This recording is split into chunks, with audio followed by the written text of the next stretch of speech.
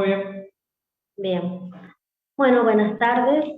Eh, Queremos agradecer a la Comisión Provincial de Lactancia que nuclea el Banco de Leche y a vos, Ivana, que sos la moderadora ahora de este encuentro.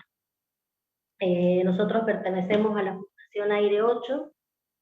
Es una fundación abocada al duelo, a los procesos psicoemocionales, de salud mental, donde acompañamos el proceso de estas transiciones, ¿no es cierto? Y en esta oportunidad lo que vamos a desarrollar, la temática del duelo, más precisamente del duelo gestacional perinatal. Mi nombre es Cristina y estoy en compañía de... Emanuel Alvarado, también de Fundación 8. Bien. El duelo es un proceso interno, es un proceso necesario y normal que lo atravesamos ante una pérdida, ¿sí? Una pérdida a la que debemos adaptarnos, es una pérdida que va desde algún vínculo, en ocasiones la pérdida de un trabajo, puede ser la pérdida o una ausencia, hasta la pérdida de un ser querido, ¿cierto? Precisamente como te dije anteriormente, como mencioné anteriormente, vamos a desarrollar la temática de duelo gestacional, donde hay una particularidad, ¿sí? Donde nos encontramos con una muerte de un recién nacido o de un gestante, donde hay una madre, ¿sí? Una madre que atraviesa un dolor muy profundo, es un dolor y mucho amor, ¿sí? Siempre hubieron bebés fallecidos, ¿no? Pero la sociedad es como que no le da un lugar a ese fallecimiento, porque no sé cómo hacerse un duelo más silencioso, se trata de no hablar, de no darle tanto hincapié a esto, como pensando que de esa manera como que va a pasar más rápido, cosa que no es así. Este tipo de muerte genera mucho impacto en todo el personal de salud también y en todos los que acompañan a la madre y a la familia. Esta angustia hace que se pongan en juego diferentes emociones, ¿sí? Diferentes emociones y mecanismos de defensa para que se pueda contener a la familia y también contener a esa madre. Después del parto, cuando se produce el fallecimiento o antes, como dijimos que puede ser en la etapa gestacional, también nos encontramos con una mamá que, aparte de haber perdido su hijo, se encuentra con un cambio en su cuerpo, ¿sí? Ya que debido a las hormonas y debido a la estancia de embarazo y a este parto, se produce la lactancia, ¿sí? O sea que estamos conllevando con un doble dolor, ¿no? En este periodo de lactancia, digamos, lo más importante es que la mujer, la madre, en este momento pueda tener una información, pueda tener alguien que la escuche, alguien que pueda explicarle lo que pasó, lo que está pasando, lo que va a pasar con su cuerpo, y que ella pueda tener la decisión previo a haberse informado, ¿sí? Y que no sea una decisión de otros o que sea automática de decir, bueno, la pastilla para cortar la lactancia o vendar los pechos, como en algunas otras cuestiones, sino que la mujer pueda eh, empoderarse de esta decisión, ¿sí? Para esto también está bueno hacer participar al padre, ¿no es cierto? Que en muchas ocasiones es el que va a estar acompañando o parte de la familia. Pero ella es la que debe tomar la decisión de qué hacer con su cuerpo. Esto va a ayudar a que el proceso del duelo que ella va a transitar sea menos traumático, ¿sí? Porque ya hubo, en principio, después de ese shock emocional que ella tuvo, ya hay una decisión que pueda tomar. Es imprescindible el acompañamiento y la empatía. El acompañamiento tanto del, como dije anteriormente, del personal de salud, como el acompañamiento familiar. Lo que se trata de buscar, o lo que se debería buscar, son cambios y buscar el protagonismo de la mujer en este momento, en el momento que atraviesa, a pesar del duelo y de la pérdida. No solamente perdió un bebé, sino que también hay un proyecto de vida que se vio interrumpido. El duelo siempre es adaptarme a una pérdida, ¿sí? Elaborar una pérdida para poder aceptar en realidad la pérdida, para poder llegar a la adaptación. Hay tips, ¿sí? O no sé si decirlo tips, o recomendaciones, sugerencias, que se podrían hacer en este momento del duelo. En este primer momento, ¿sí? Estamos hablando del primer momento. Más allá de que el duelo tiene diferentes fases, yo me estoy abocando al primer momento, ¿sí? Que son que la madre pueda tener un contacto con este bebé, en el caso que se pueda, ¿no? Tener un contacto, poder despedirse de ese bebé, poder tener algún recuerdo, ¿sí? Por ejemplo, un gorrito, una manta, su pulserita identificatoria. Estas son cosas que ayudan en la elaboración. Esto va a ayudar a que ella tome conciencia de esta realidad que es la pérdida, a través del recuerdo.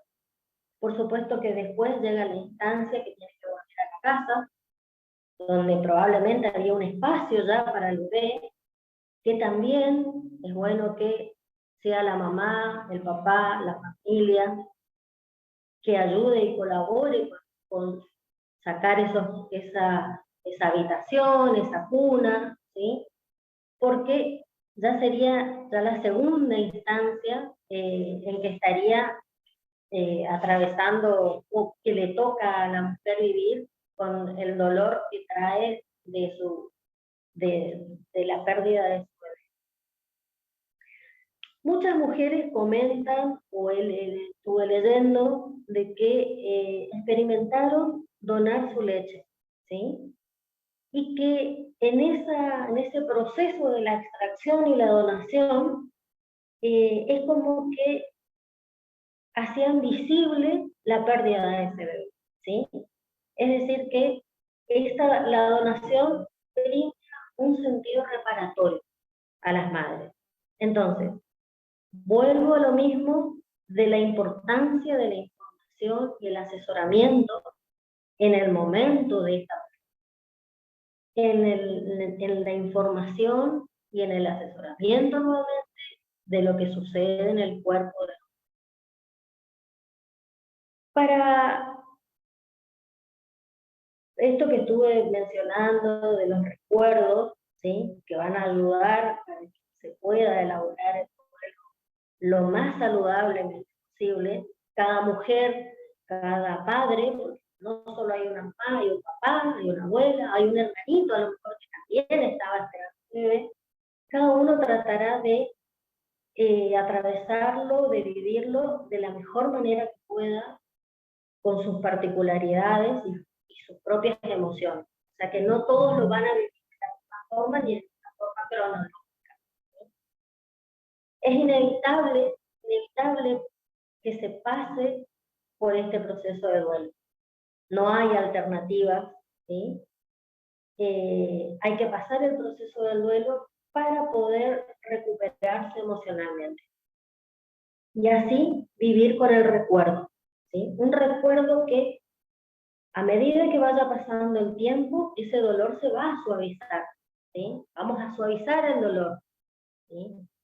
Pero siempre va a estar el recuerdo. Esto nunca se olvida. Hay veces que se utilizan algunas palabras, ¿no? Queriendo reparar o ayudar emocionalmente a una mamá, donde mencionan y le dicen, no te preocupes, vos sos joven, muy pronto vas a tener un hijo y esto va a pasar, mejor que haya sido así, Dios sabe lo que hace, probablemente no era el momento. En realidad estas no son las mejores opciones. Como recomendación, en cuanto a la salud mental, no son las mejores recomendaciones. Esto de decir de que se va a aceptar, va a llevar tiempo, pero siempre va a estar el recuerdo, ¿sí? El recuerdo de ese bebé, haya nacido o sea, haya vivido 1, 2, 3 días, o haya ya nacido muerto, nacido, siempre ese recuerdo, siempre es un hijo para la ¿sí? Muchas veces he escuchado, tuve 3 hijos, ¿sí? Y tiene uno solo, que está vivo, hay 2 que fallecieron, pero ella tuvo 3. Entonces, esto, este dolor, este proceso de elaborar el duelo, va a llevar su tiempo y se va a convertir en un recuerdo, pero un recuerdo que cuando lo traigamos a la mente va a producir un dolor, ¿sí? Una nostalgia, ese dolor de recordar.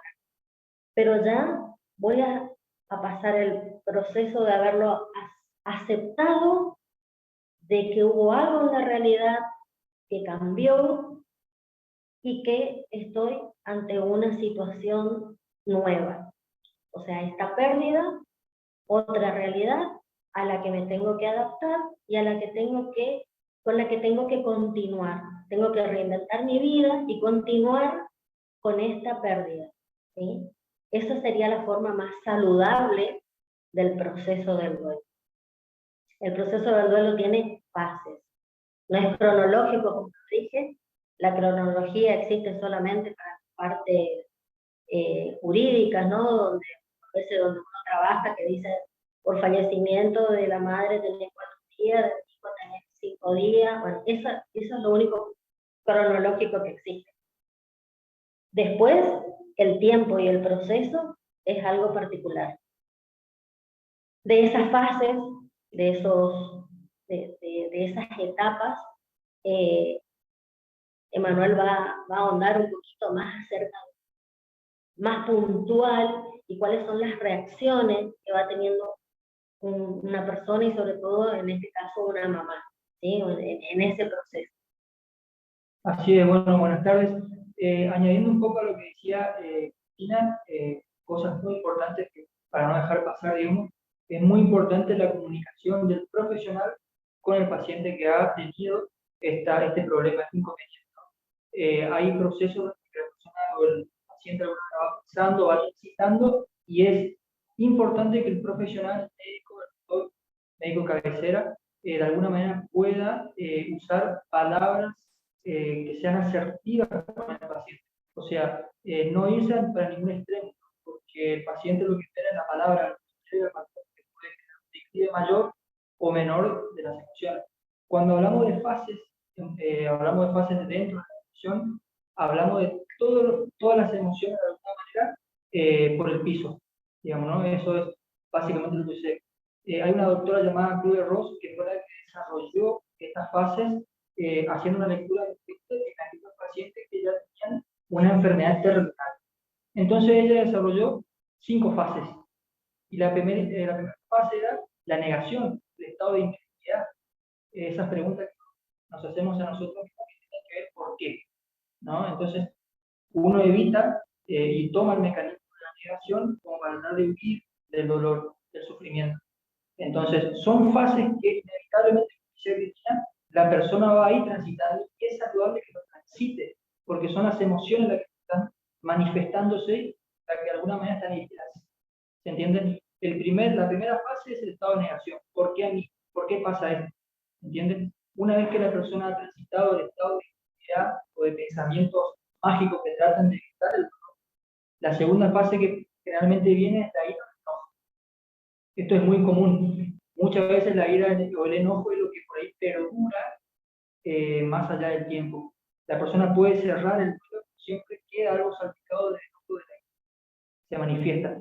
El enojo y la ira tienen que ver con lo sucedido, conmigo mismo, con la culpa, con por qué justamente sucedió. ¿Entiendes? Entonces son fases muy, donde hay que hacer una lectura muy de cerca a la persona, y la persona tiene que de alguna manera ayudar, tiene que pedir ayuda, porque de alguna manera estas emociones básicamente dejan vacía a la persona. ¿Entiendes? Es como que el tanque emocional va a quedar vacío a medida de que la persona va transitando estas etapas. Del enojo y la ira pasamos a lo que tiene que ver con la negociación. La persona empieza a negociar la realidad. Yo sé que esto va a pasar. Yo sé que esto en algún momento va a dejar de doler. Listo, voy a salir adelante, voy a emprender un proyecto que avanzo. ¿Entienden? Bueno, por ahí esta fase es muy común, porque la negociación también es como un mecanismo de defensa, está traducido como un desplazamiento, ¿no? El desplazamiento vendría a ser, hay algo que me duele, entonces lo desplazo hacia otro lado. Proyectos, salgo afuera, me involucro en un deporte, salgo a jugar, pero luego que yo transito esto, las emociones empiezan a doler de verdad. A partir de ahí empieza a aparecer lo que es el estado emocional o la depresión. La depresión como cuadro clínico, que siempre decimos es que nunca es saludable.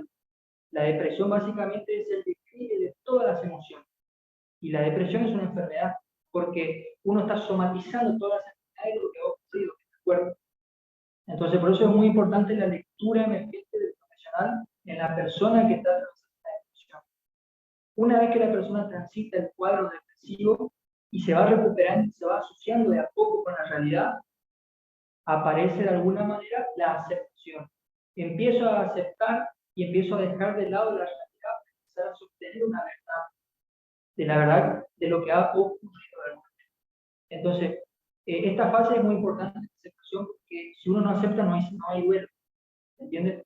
La persona, para que de alguna manera cierre de una manera adecuada o una manera transitoria, tienen que de alguna manera aceptar lo sucedido. Pero esto, obviamente, con todas las fases que estamos tocando. Y todas las fases que estamos tocando nosotros tienen que ser supervisadas por los profesionales. Desde Aire 8 nosotros lo que hacemos es, hacemos una lectura emergente con Cristina de las personas que han padecido un tipo de depresión, o están padeciendo depresión, o están en un duelo. Tratamos de alguna manera de elaborar técnicas terapéuticas donde la persona pueda hablar, pueda sentirse escuchada, y mediante la palabra nosotros podemos dar una lectura de la persona. Si todavía está en depresión, si todavía le cuesta soltar lo que ha sucedido, si todavía llora o le causa dolor lo sucedido. Entonces hay muchas facetas que subestimar en la persona que está en un cuadro depresivo. La aceptación es la etapa final, luego ya viene el aprendizaje. El aprendizaje es lo que le posibilita a la persona tomar lo que sucedió como una experiencia y no ya como un dolor. ¿Entiendes? Entonces, esto es muy importante, y volvemos a destacar que tienen un papel muy importante los profesionales, los doctores que están atendiendo a la paciente que ha perdido al bebé a la lectura, tienen un papel muy importante de acompañar y saber qué decir en esos momentos importantes. Siempre estuvo mencionando algo muy importante. No se puede decir mucho, tampoco cualquier cosa, a una persona que ha perdido un bebé, ¿no es cierto? Hay que medianamente ser regulados con las palabras. Siempre decimos que se puede acompañar desde tres maneras: desde la escucha, desde el afecto y de la mirada. Es muy importante eso, son tres cosas básicas que necesita toda persona. Y aparte también que la frustración conductual en la mujer es totalmente distinta a la del hombre. Entonces, hay mucha frustración, hay muchas cosas que suceden dentro del aparato psíquico de una persona que está en duelo o ha perdido a una persona. Entonces, es importante que la mujer tenga su propio espacio de llanto, tenga su propio espacio donde ella pueda desgastar el dolor. Hay muchas técnicas terapéuticas que facilitan y destruyen un poco el dolor. ¿Se entiende? Así que esto es muy importante. Y ocasiona mucha manifestación en la pérdida. Yo he nombrado todas estas fases en las que se transita el duelo, pero también acordémonos que la pérdida perinatal tiene otros aspectos al duelo de ser querido, de un abuelo o de otra persona X. Porque hay mucho, lo que dijo recién es importante, hay muchas expectativas truncadas, ¿entiendes? Hay una elevada e intensa expectativa puesta en usted, y cuando eso no se cumple, la frustración es mayor. Entonces, por eso es lo que hay que tener mucho cuidado. La pérdida de proyectado es muy importante esto, porque la pareja ha puesto un proyecto que era el hijo. Entonces, cuando ese proyecto se trunca, se rompe o no se da, la frustración, la frustración que sucede es muy intensa. Entonces, por eso hay que tener mucho cuidado. Pérdida del proceso de vida en embarazo es otra etapa que sucede. O sea, la mujer dice, he pasado 9 meses de embarazo y la verdad que ha sido de balde. ¿Por qué me pasó esto? ¿Se entiende? Entonces, la persona tiene que ver esto como una experiencia, no como un dolor. El dolor no hay que superar. Nosotros siempre decimos que el dolor es una patología, es universal, es inherente al ser humano. Y esto es muy importante. Muchas veces las mujeres que han tenido duelo perinatal evitan relacionarse con otras personas que tienen ese proyecto de ser madres, por miedo, por debilidad, X motivo. Hay que saber acompañar a la mujer en este proceso. Y lo otro también que ocurre en el tema de nuestros duelos perinatales son traumas tensos que sufre la mujer, confusión, mucha confusión de la persona que entiende lo que ha sucedido, rechazo, negación, puede ser rechazo a sí mismo o rechazo a relacionarse con la sociedad o con el medio social, que nombraba, lo que tiene que ver con el mundo social, el impacto que genera esto. Porque hay un sueño por delante que la sociedad pone, que es el embarazo, el vínculo proyectado, y cuando esto no se da en una persona, esto puede generar un gran impacto, una gran desilusión que puede tener la persona en la sociedad. Esto básicamente es para reflejar lo que tiene que ver con la fase del duelo y las manifestaciones en la estancia perinatal. Bien. Sí, es un duelo silencioso y que a veces no recibe la atención necesaria, ¿sí? Sobre todo cuando el duelo se da en la parte gestacional, donde, como dije anteriormente, la sociedad no brinda ese lugar, no hay un rol. Cuando a una mujer se le muere su esposo, quedó viuda, ¿sí? Cuando se nos muere el papá, la mamá, quedamos huérfanos. O sea, hay una identidad y un rol. Y este duelo gestacional es como que la sociedad trata de pasarlo lo más desapercibido posible. Y es lo que a veces hace que en la mujer pueda durar mucho más este proceso de duelo. Y la falta de empatía, la falta de acompañamiento, la falta de escucha, la falta de información. Voy a volver a recalcar la información, es una de las patas más importantes, justamente si es que lo que se busca y lo que se persigue, digamos, es justamente la donación de la leche materna. Lo fundamental es el empoderamiento del cuerpo de la mujer. Si una mujer está bien informada, la decisión que tome va a ser una decisión favorable y va a ser una decisión que a ella la va a hacer justamente transitar este proceso y este dolor, que es un dolor interno, es un dolor normal ante una pérdida, ¿sí? Dolor al que tengo que adaptar. Así que estas son digamos, como quedarnos con algunas cuestiones, ¿no?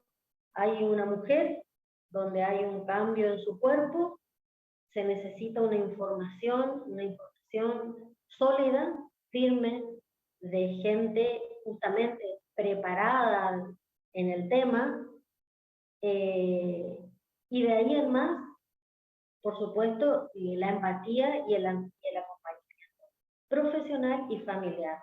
Hay veces que cuando esto no se da, inclusive hay parejas que se han disuelto después de la pérdida, ¿sí? Justamente porque no hay un acompañamiento, no hay un espacio donde puedan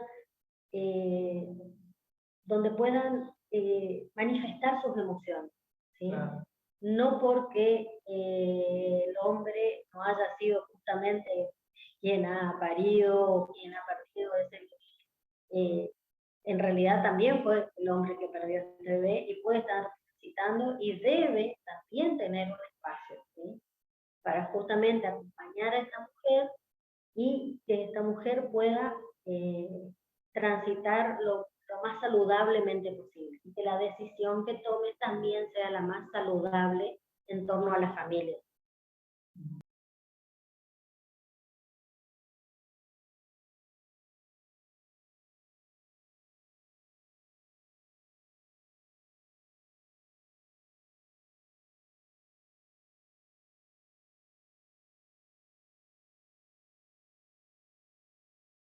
La pregunta que yo estaba planteando era ¿hasta cuándo sería el momento de que la mamá pueda donar leche? Obviamente no me pueden contestar en este momento hasta cuándo, sino que cómo podríamos nosotros ayudar en el proceso, cómo tendríamos que elegir el acompañante terapéutico de esta persona para que elija donar leche, y si esa mamá que perdió su bebé quiere donar leche, poder derivarla y decirle, bueno, tenés que estar con un acompañante y poder seguirle el paso, digamos, cómo orientarnos nosotros para saber hasta cuándo esa mamá debería donar leche o cuándo deberíamos frenarle. O sea, a nivel fisiológico, nuestro consejo va a ser que lo haga hasta que su cuerpo esté listo para volver a tener otro bebé, que podrían ser 6, 7 meses, o si tuvo cesárea un poco más, Karen va a ser más exacta con eso.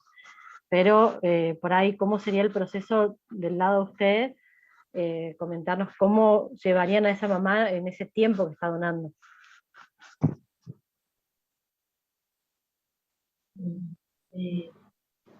¿Cómo ayudarla en ese proceso? Justamente en esto que decíamos. El principio, el buen asesoramiento, ¿cierto? La decisión ya la tomó, va a donar la leche, y el dolor que decíamos, el proceso del duelo, va a seguir, ¿sí? O sea, en esto de poder donar la leche, el acompañante o quien esté a su lado, digamos, en este proceso, es mostrarle de que en esta acción, digamos, de donar leche, está donando vida, ¿sí? Es vida por más vida, ¿sí?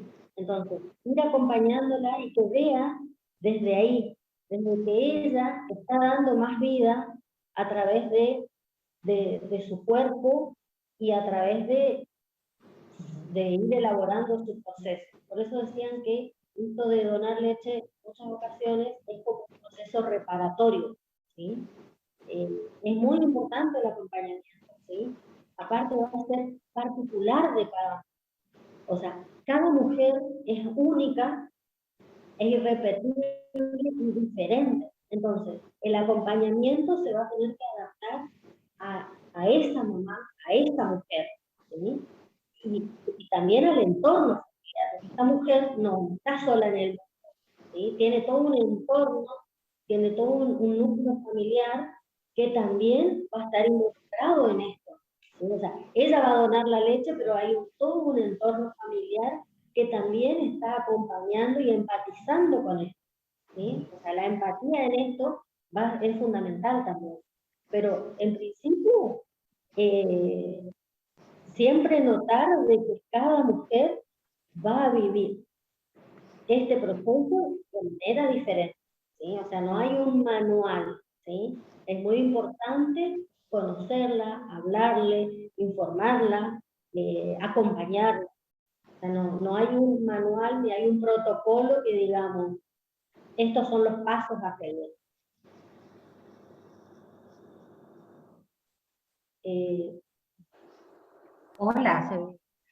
Hola, yo soy la doctora Karen Martel, soy neonatóloga de la maternidad del Fernando. Les agradezco muchísimo, muy importante la charla que nos acaban de dar. Y bueno, les quiero contar que escuché que ustedes decían que es importante la palabra del profesional. No estamos entrenados para acompañar en el duelo. no estamos entrenados. No estamos entrenados en las palabras correctas que hay que decir, en acompañar con la palabra, con la mirada, con la escucha, todo lo que ustedes dijeron. No tenemos formación en el acompañamiento del duelo. Y se hace todo lo que ustedes dijeron que no se debe hacer, bueno, todo eso se hace, o sea, inhibir la lactancia sin darle la oportunidad que la madre elija, decirle todas esas palabras inadecuadas que no hay que decir, o sea que, digamos, la motivación va por cada uno, por cada ser humano de tratar de prepararse para acompañar en este sentido, porque realmente como profesionales no tenemos formación para acompañar el duelo. Esa es la realidad. Bien, bien, ¿qué tal, doctora? Buenas tardes. Quiero decirle de que esto que usted dice, hacemos todo mal, no es así porque nadie lo hace adrede y mucho menos personal de salud. Esto es a causa de una desinformación nada más, ¿sí? Justamente por eso este espacio y de tratar de promoverlo, justamente para los, creo que por ahí los primeros en línea sería el personal que está alrededor de estas circunstancias, ¿no?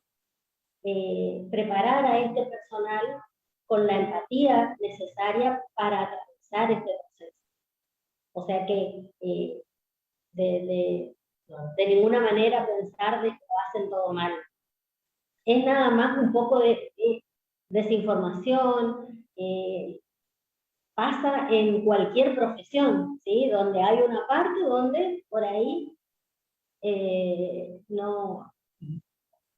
no sé, un ingeniero va a dar clases a la UTN y le falta la parte pedagógica, porque cuando estudió ingeniería no le enseñaron cómo dar clases, ¿sí? O sea, más o menos de eso se trata justamente lo que usted está mencionando ahora. No estamos preparados justamente porque hay una parte donde está faltando una información que sería muy importante, saludable, ayuda a la salud mental, tanto del paciente como del equipo de salud mental.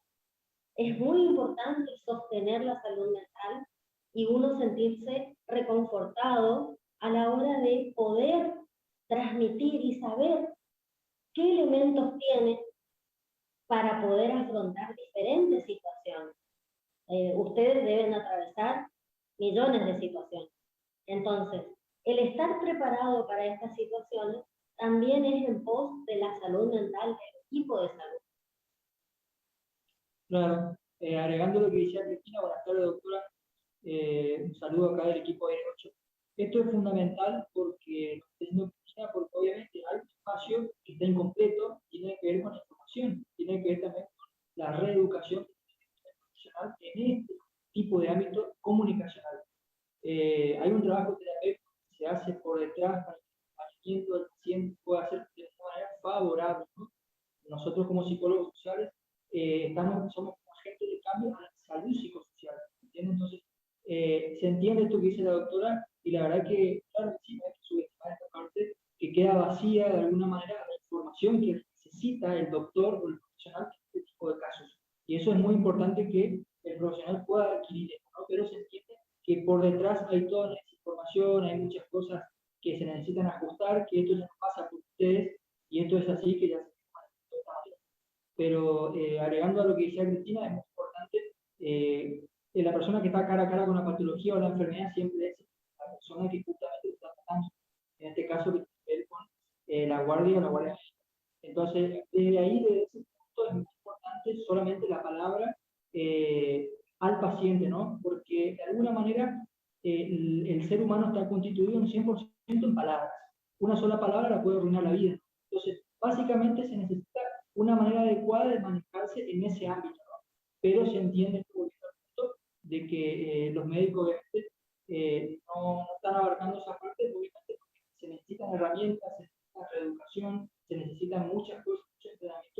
como para tratar de abordar estos temas, ¿no? Ya es demasiado el trabajo intenso que hacen los profesionales, pero obviamente la parte, de lo que tiene que ver con la comunicación y la información tiene que ser abarcada, y seguramente quizás desde el equipo lo hablaremos seguramente para hacer capacitación a los profesionales para que sepan desenvolverse de lo que tiene que ver con el espacio de salud psicoemocional, psicosocial y también con el clínico, que es muy importante esta parte. Así que seguramente nos vamos a poner en contacto nosotros como equipo para tratar de poder solventar estas cosas. Bueno, justamente esta era la idea del encuentro. Con Claudia somos miembros todas de las Mujeres Hacedoras, que es un conjunto de fundaciones y asociaciones. Y bueno, la idea es poder articular con ustedes este tipo de casos. No sé si estaban ya presentes cuando yo comenté que en realidad yo había visto ya casos en internet de notas que ponían de mamás que donaban muchos meses leche, muchos litros de leche después de que sus bebés habían fallecido. Hay casos de mamás que perdieron a los 8 meses o todavía con el bebé en la panza, y casos de mamás que el bebé nace y a los pocos días muere o muere en el parto. Y bueno, casos así que se publicaban, y yo siempre cuestionaba acá por qué no se aceptaba la leche de esas mamás. Y bueno, como decía Karen, el problema es ese, la falta de información, y que realmente hoy en el hospital no hay un acompañamiento para esto, digamos. Entonces sería genial poder articular con ustedes para que cuando pasen estos casos podamos tener el acompañamiento para esa mamá que perdió su bebé, y darle por ahí esa posibilidad que por suerte a mí no me pasó. Yo doné leche, mi bebé tiene 11 años ya, pero yo creo que si a mí me pasara, yo donaría leche y mucho tiempo, pero por una cuestión de que me acuerdo lo lindo que se sintió donar teniendo a mi bebé. Me imagino que no teniéndolo sería una buena forma de sanar una herida. Y es muy parecido a la donación de órganos, ¿no? Cuando fallece un ser querido. El hecho de que de alguna manera se continúe con la vida de ese ser que amamos. O sea, esa leche era para un bebé amado y bueno, irá para otro niño, pero creo que tiene que ver algo con eso, ¿no? Totalmente, totalmente. Claro, toda pérdida tiene que ver con el amor. O sea, toda pérdida me resulta algo significante de lo que yo amaba. De ahí viene la palabra pérdida. No, no hay una pérdida que al amor. Entonces, basándonos en este tramo del duelo, hay que tratar de un acompañamiento. Y hay que saber hacer el acompañamiento, tiene su estrategia, tiene su mirada, tiene su forma. Como siempre digo, no se puede decir mucho, tampoco cualquier cosa en el acompañamiento. Hay que saber, hay que tener una lectura del proceso psíquico también de la persona. Cada persona va a tener su rutina de una manera particular en cada caso, o su dolor de alguna manera. El dolor no es una patología, no es una enfermedad, el dolor es universal, no es algo tampoco superar. El dolor va transformando a cada persona y nos va transformando a nosotros mismos, y de alguna manera va intentando poner de pie que se ha derrumbado, ¿entienden? Entonces, no hay respuesta. Yo siempre digo que el duelo es la manifestación más potente de la vida. No tiene una explicación, ¿cierto? La respuesta viene con el tiempo. El tiempo va elaborando ciertas respuestas que la persona no la va a tener. Entonces, nosotros siempre aconsejamos en el 8, en la supervisión que nosotros hacemos de todas las personas, de que cada persona tenga su propio espacio. Esto que decía Cristina, en la pérdida se necesita hacer ciertos espacios simbólicos para que la persona pueda ejecutar ese dolor. No sé, esa persona que ha perdido el duelo perinatal, que pueda de alguna manera, con acto simbólico, en cada rincón de su casa, que elija un rincón de su casa donde pueda honrar al fallecido, que pueda honrar a la persona que no está.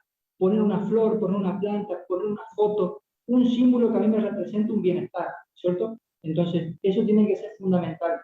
El ser humano es muy propenso a lo que tiene que ver con lo autodestructivo, y la depresión causa esto. Por eso es lo que hay que tener una mirada atenta a lo que tiene que ver con la depresión. Así que no sé si hay alguna pregunta, Ivana.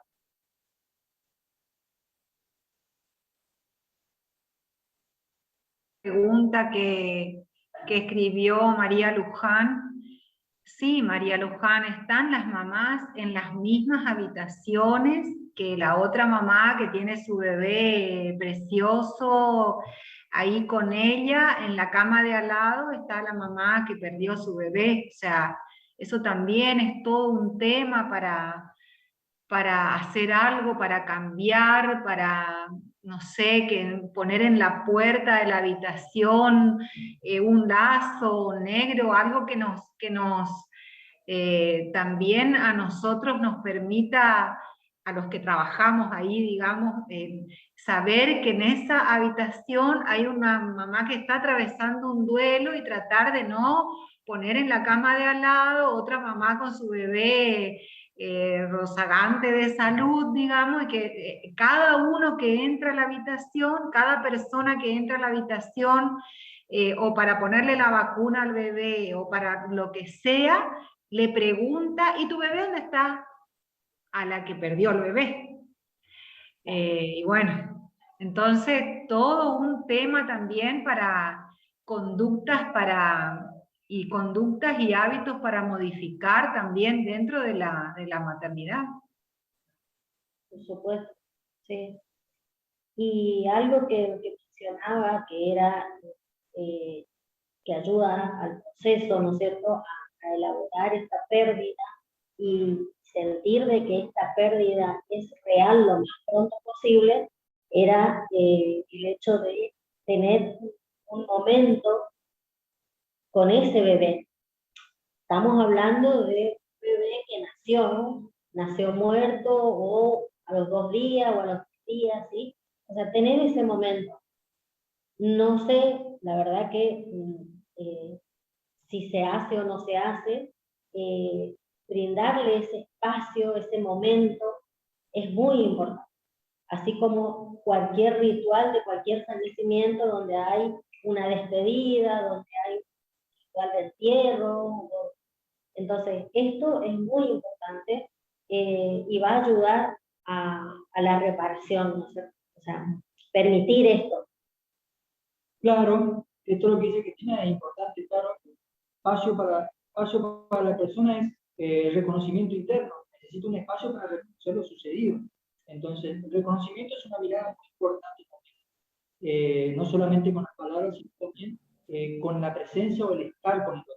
Nosotros decimos que las 3 cosas fundamentales que siempre destacamos son la mirada, la escucha y el tacto. Son las 3 cosas. El abrazo, que tiene que ver mucho con la otra persona, poder empatizar. Y no hay mucho para decir, con el abrazo muchas veces es suficiente. Muchas veces tiene que ver con la mirada, con que el otro sepa que está mirando, eso ya es muchísimo. Y también con la escucha, que una persona que se siente escuchada es una persona que está siendo justamente reconocida por un otro, está siendo reconocido en medio de su dolor. Esto es muy importante.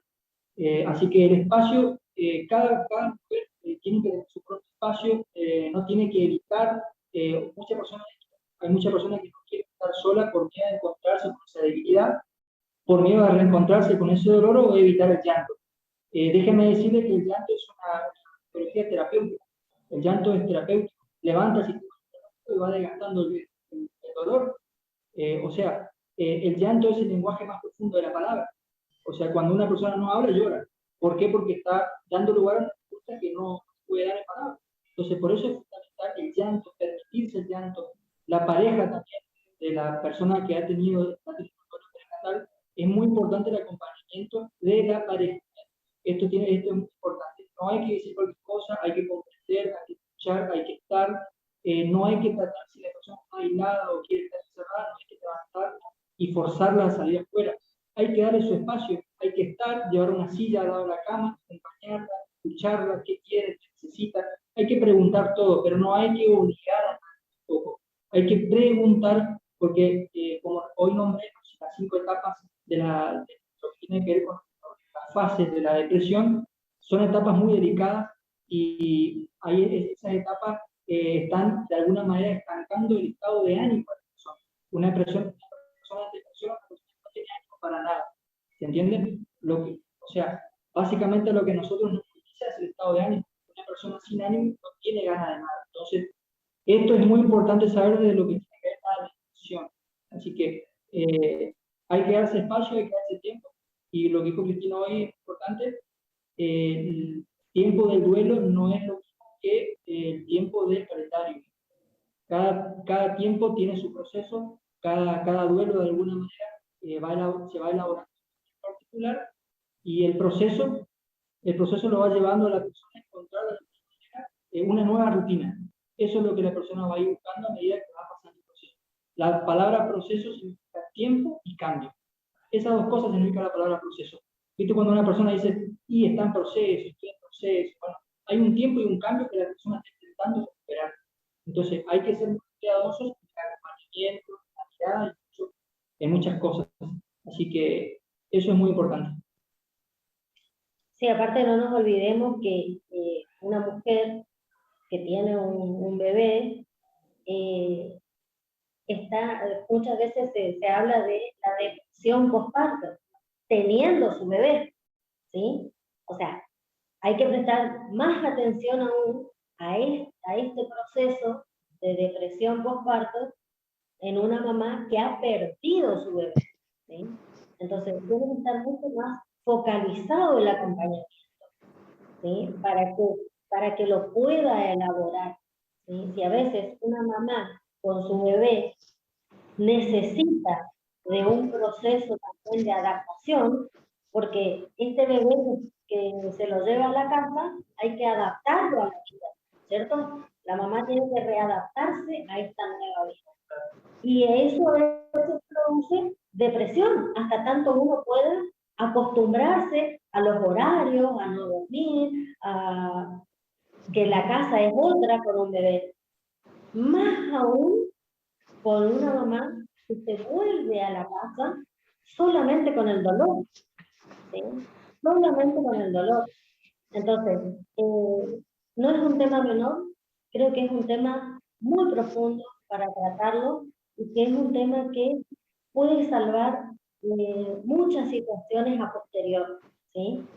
Inclusive, como dije anteriormente, hay matrimonios y familias que se disocian a raíz de que todo esto no es trabajado correctamente. Yo tengo un planteo para el futuro, Karen, en conjunto con ustedes, con respecto a la forma que nace ese bebé que no tiene vida.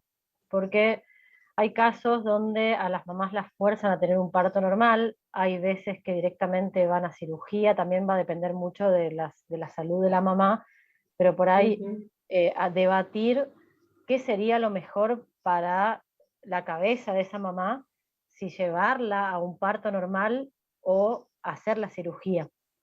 Y qué casos y cómo se podría tratar, capaz que depende de cada persona, pero yo he visto casos, yo tuve un caso de una amiga muy cercana que su bebé dejó de tener vida a los 7 meses y medio, y el médico de ella la obligó a tener el bebé por parto normal. Ella no quería y la obligaron, le hicieron inducción de parto y el bebé nació muerto. Y yo creo que por ahí es un proceso muy traumático lo que es el parto natural. Ahora, lo mismo ir a una cirugía, digamos. Entonces, por ahí abrir la mesa de debate como para ver si se puede armar una especie de protocolo para estos casos donde trataríamos de dañar lo menos posible la psicología de la mamá.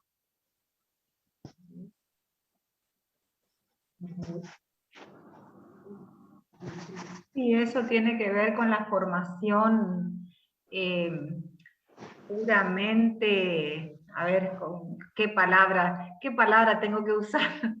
Sin tener en cuenta, sin tener en cuenta las emociones y el espíritu y el alma de la persona. O sea, son decisiones basadas solamente en que para qué vamos a someter un cuerpo físico a una cirugía, cuando después la recuperación de esa cirugía, una cirugía mayor, puede tener peores consecuencias, digamos. Entonces se mira solo esa parte, la parte física, y no la parte espiritual y de las emociones. Y tiene que ver con el tipo de formación que tenga el profesional, el médico o tocoginecólogo que estaba llevando ese embarazo. O sea, tiene que ver con la formación, no hay otra. Claro, bueno, acá están preguntando si hay respaldo legal, si la mamá puede decidir qué tipo de nacimiento. Bueno, la respuesta siempre es que hay veces que el embarazo viene complicado, que el bebé falleció y que está en mala posición y que un parto normal no es opción y el médico le va a llevar una cesárea de sí o sí. Hay otros casos que puede ser, entonces por ahí acá el debate es cómo sería el acompañamiento y ahí la respuesta si decide qué tipo de nacimiento desea y sería ver si se puede capacitar y orientar a los obstetras para que, llegado el caso, puedan decidir en conjunto con la mamá, y si la decisión es brusca por una u otra razón, poder acompañarla en ese momento. Por ahí decirle, mirá mamá, preferimos no hacer una cirugía porque te vas a recuperar más rápido, pero había que sentarle y explicarle eso, no llevarla a un parto y hacerla pasar por ese momento sola, sin el acompañamiento. Totalmente. Una vez más, creo que en ese momento es la información, ¿sí? O sea, la información que se le pueda dar a esa mamá y explicarle cuáles serían las opciones, los riesgos, y que ella pudiera, ¿sí? O sea, en el caso de no haber un riesgo de salud, o sea, que no corra riesgo, que también pueda ella tener una decisión, o sea, que forme parte de esta decisión, pero previamente a esto es necesaria la explicación de por qué se aconseja una cosa u otra cosa. Creo que esta es la parte fundamental y que es la parte donde una mujer no se sentiría como violentada, ¿no? A comenzar por una situación que puede ser explicada o evitada, ¿no?